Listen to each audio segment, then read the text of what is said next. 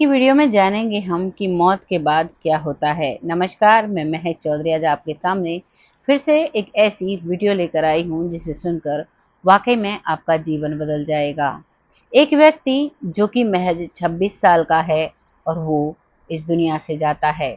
जब वो इस दुनिया से जाता है जिसका नाम राम स्वरूप होता है, तो वो एक हॉस्पिटल में होता है और हॉस्पिटल में वो एक एक्सीडेंट के दौरान आया था। वो हॉस्पिटल में आने के बाद वो इस दुनिया से चला जाता है। डॉक्टर्स उसे मृत घोषित कर देते हैं और वो देखता है कि उसे एक कमल का फूल उसके पास है और दो देवी देवता उसके पास आस-पास खड़े हुए हैं और बहुत ही बड़ी रोशनी आती है जिसमें कई सारे रंग होते हैं। संतरी रंग के अंदर सफ़ेद कलर का एक बिंदु होता है और चारों तरफ पर बैंगनी कलर का और नींबू कलर का ऐसे कलर के प्रकाश फैले हुए हैं। वो बहुत परेशान था कि मेरे बच्चे, मेरी पत्नी रह जाएगी और मैं अब यहाँ से चला जाऊँगा तो क्या होगा? वो इन सब चीज़ों को सोचता है, लेकिन थोड़ी ही देर में उसका शरीर, उसका प्राण और शरीर दोनों अलग हो जाते हैं। जैसे ही उसकी आत्मा निकलती है तो वो बहुत खुश हो जाती है। अब उसे ना कोई दर्द है, ना ही कोई चिंता है और वो खुशी-खुशी उस कमल के फूल के पीछे-पीछे चल देता है। वो चलता है, जैसे-जैसे वो चलता है तो उसे बहुत ही एक गुफ़ा जैसा महसूस होता है, जिसमें से बहुत बड़ी रोशनी निकल रही थी। वो उसकी तरफ चलता चला जाता है और वहाँ जाता है तो वो जो 2 लोग उसके साथ थे, वो भी उसके साथ होते हैं। वहाँ जाकर वो देखता है कि वहाँ पर बहुत ज़्यादा गुरु बैठे हुए हैं, जैसे सतगुरु हुए या फिर सिद्धार्थ जो कह सकते हो आप, जो भगवान बुद्ध थे, वो हैं। ऐसे कई रूपों में, कई बहुत ज़्यादा तादाद में वहाँ गुरु बैठे हुए थे, जो बहुत ही शांत, और कोई हँस रहा था, कोई शांत बैठा था, कोई भजन में यानी कि समाधि लगाए हुई थी। और जब वो इस रास्ते को पार कर रहा था, तो दोनों तरफ लोग थे। वो लोग जो कि राक्षसों के भेष में थे, काले-काले थे, बहुत ही बुरा उनका रूप था। वो दोनों तरफ जेल जैसी दीवारें लगी हुई थी। वो सब उन्हें देख-देख कर रो रहे थे। वो कह रहे थे, ये तो मुक्त हो गए हैं और हम अभी यहीं हैं। वो वहाँ जाता है, वहाँ जाने के बाद उसे उसका पुराना जन्म याद आता है। वहाँ पर जब वो आगे चलता चला जाता है तो वहाँ पर वो एक बहुत ही प्रकाश देखता है। प्रकाश चारों तरफ से संतरी कलर का था। अंदर से एक सफ़ेद कलर की किरण उसे दिखाई दे रही थी, जिससे आवाज़ आ रही थी। वो कहते हैं कि क्या तुम्हें अपना पिछला जन्म याद है? वो नहीं कहने वाला होता है, तभी उसे उसका पूरा पिछला जन्म याद होता है। उसे दिखाई देता है 4 से 5 साल का बच्चा कुएं पर खेल रहा है। वहीं पर एक 70 साल की वृद्ध महिला है जो एक छोटी सी पानी की मटकी लेकर जा रही है। वो उसके साथ साथ जाता है और वो एक घर में जाता है। उस घर में देखता है कि वहाँ पर पूरा परिवार मौजूद है और जो वो 70 साल की बुजुर्ग महिला है, वो उसकी दादी माँ है।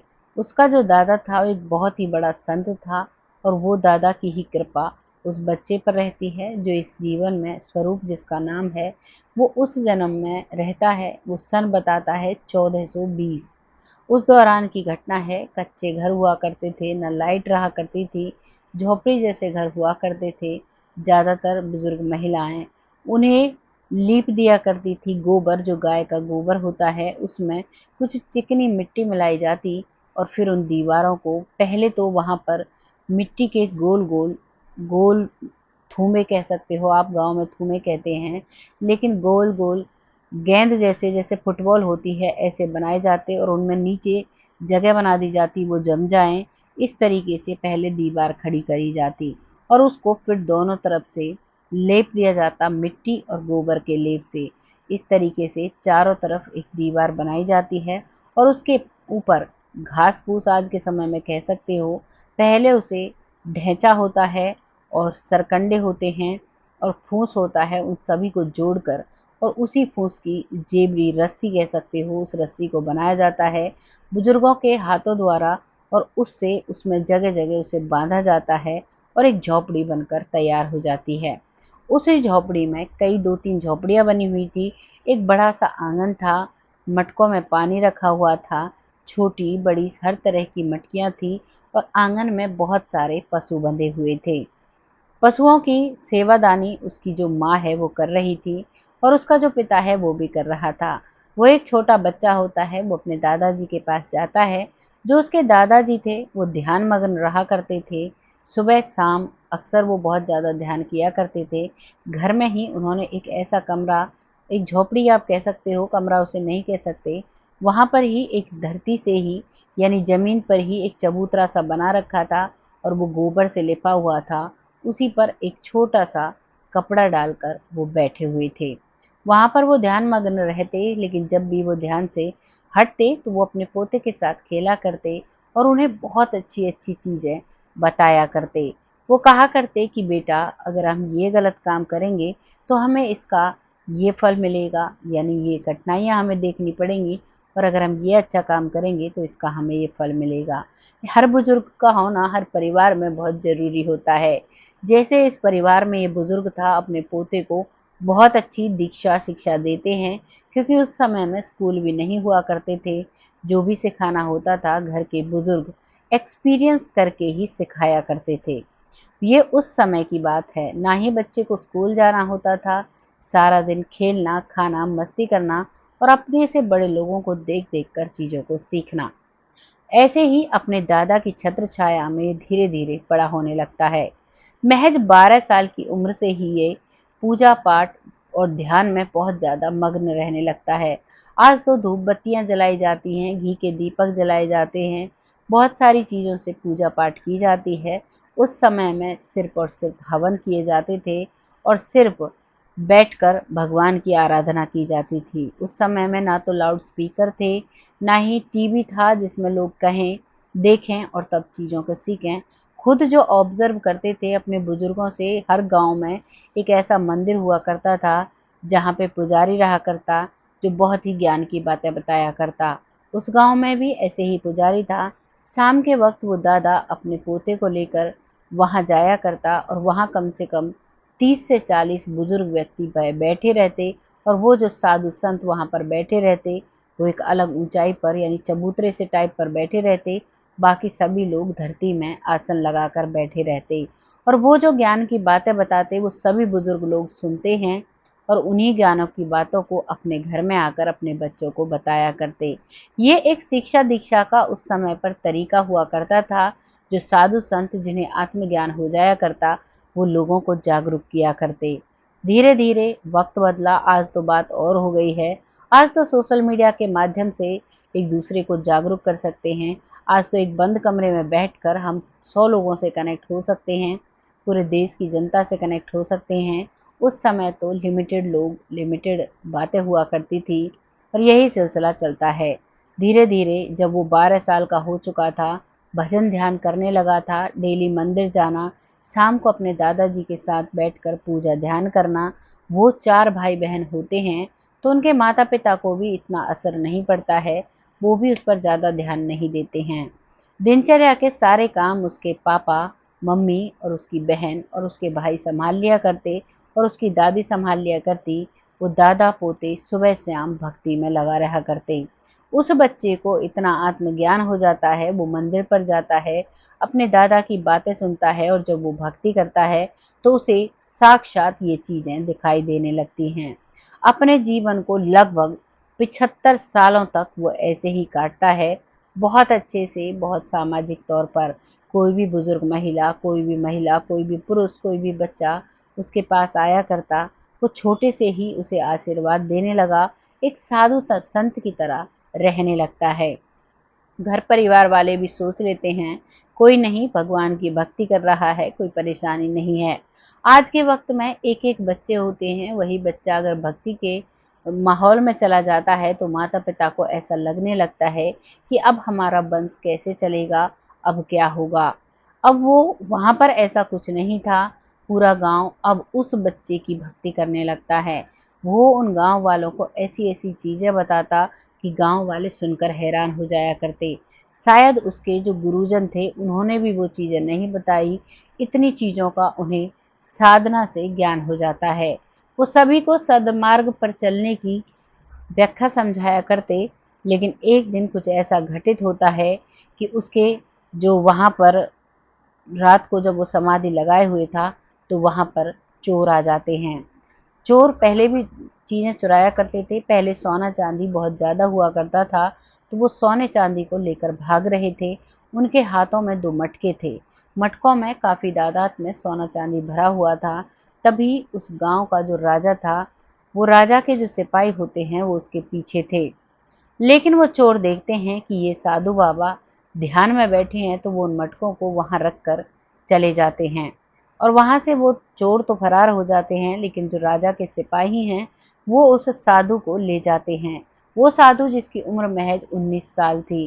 राजा पहले हुआ करते थे, 10-10 गांव के ऊपर एक राजा हुआ करता था।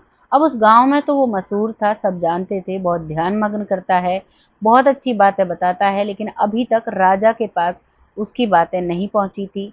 आज ज़माना अलग है, आज तो इंस्टाग्राम रील से या फेसबुक रील से सबको पता लग जाता है।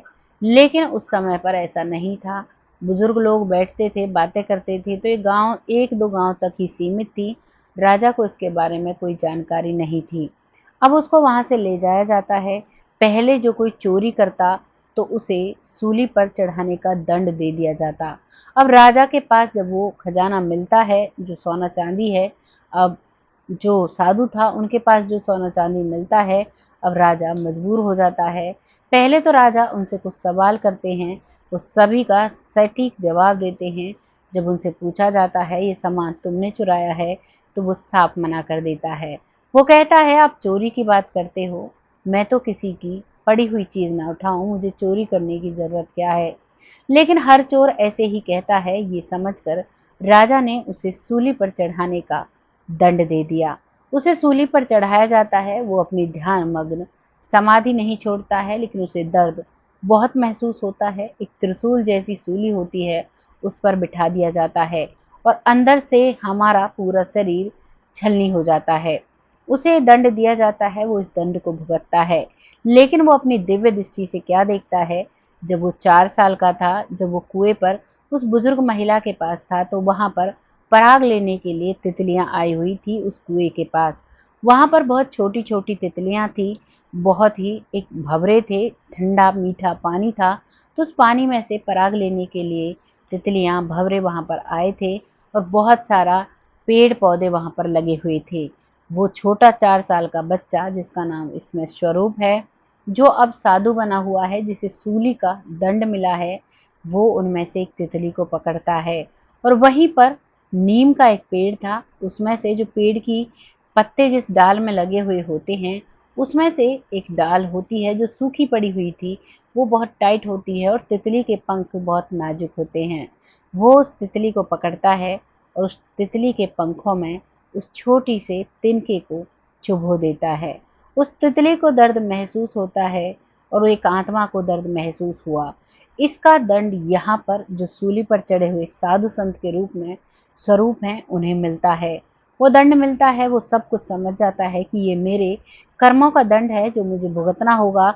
अगर मैं यही भुगत लेता हूँ तो मुझे आगे कभी भी ये नहीं भुगतना होगा। और वो हंसते हंसते ये दर्द सहन कर जाता है। कुछ समय होता है, 1 घंटे के लिए सूली पर चढ़ाया जाएगा, 2 घंटे के लिए सूली पर चढ़ाया जाएगा।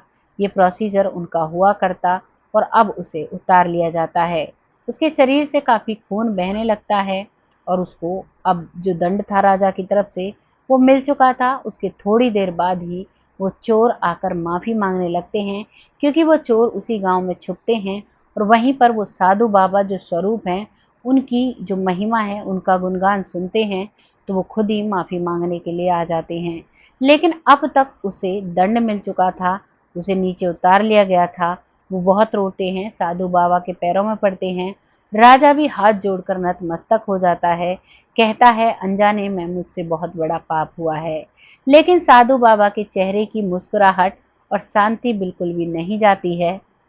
वो साफ साफ राजा को बताते हैं कि मैंने बचपन में एक दंड किया था, एक पाप किया था जिसका मुझे दंड मिला है। वो अपनी तितली वाली कहानी राजा को बताता है। राजा भी सुनकर हैरान हो जाता है और उसी दिन से वो राजा उस टाइम पर शिकार किया करते थे, उसी टाइम से राजा जो है वो शिकार खेलना बंद कर देता है। पूरे अपने इलाके के जो 10-12 गांव थे उन सभी में ऐलान करा देता है कि आज के बाद कोई भी भूखा नहीं सोएगा। जिसको भी ज़रूरत होगी वो राजघराने के शाही खजाने से अपनी ज़रूरत के हिसाब से पैसा, या पहले समय में तांबे के सिक्के चला करते थे, वो ले जाएगा और अपने घर की ज़रूरतों को पूरा करेगा। ये मेरा आदेश है।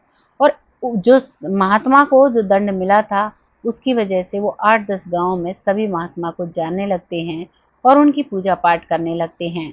सारे गाँव की बहुत ज़्यादा जो प्रॉब्लम्स उन्हें उस समय पर बहुत ज़्यादा सूखा पड़ा करता था, बहुत बड़ी-बड़ी महामारियाँ आ जाया करती थी, वैद्य शैली काफ़ी थी, लेकिन वैद्य शैली इतनी जल्दी काम नहीं करती थी जैसे आज एलोपैथी काम करती हैं।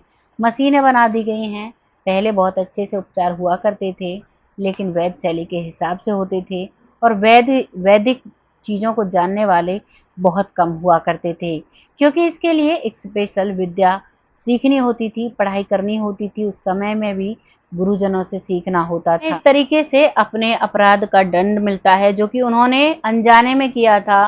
कहते हैं बच्चों की सारी गलतियां माफ होती हैं, लेकिन ऐसा नहीं होता है। माता पिता का फर्ज होता है कि बच्चे अगर कोई गलती करते हैं तो उन्हें समझाएं, ऐसी गलती करने से रोकें, क्योंकि हर गलती का हमें दंड भुगतना पड़ता है। अब यहाँ पर कुछ लोग कहेंगे कि भगवान तो बहुत कोमल मन के होते हैं, वो तो ऐसे किसी को दंड नहीं देते, लेकिन ये बिल्कुल सच्ची घटना है। हमारे बुजुर्गों से भी हमने इसे सुना है और आज हमने एक व्यक्ति से इसे जाना जो ये सारी सच्ची घटना है। वो व्यक्ति ये सब कुछ देखता है। आपको ये कहानी कैसी लगी कमेंट सेक्शन में ज़रूर लिखिएगा, लोगों के साथ शेयर करिएगा, क्योंकि हमें अपने कर्मों का दंड तो ज़रूर भुगतना पड़ता है। अब जैसी भी आपको लगी है अपनी राय कमेंट बॉक्स में लिखिएगा। अब वक्त आता है उन लोगों का जो लोग हमें दिल से सपोर्ट करते हैं, बहुत अच्छे से कमेंट करते हैं, उनका तहे दिल से आभार व्यक्त करना चाहूँगी। ऐसे ही अपना प्यार और सपोर्ट बनाए रखें, जिससे कि मैं ऐसी ही सच्ची और अच्छी कहानियाँ आपके साथ साझा कर सकूँ। बहुत जल्द ऐसी ही एक सच्ची स्टोरी के साथ आती हूँ। तब तक आप सब खुश रहें, आबाद रहें, यही दुआ करती हूँ। तब तक के लिए जय हिंद, जय भारत।